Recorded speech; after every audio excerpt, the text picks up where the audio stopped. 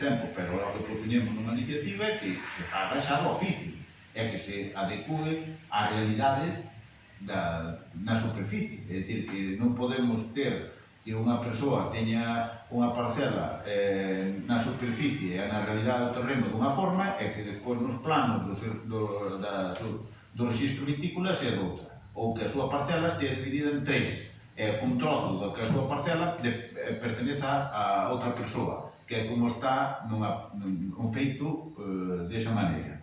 Entón, hai moitos problemas, e aparte de haber eses problemas que tiñan que ser solucionados do oficio, cando unha persoa,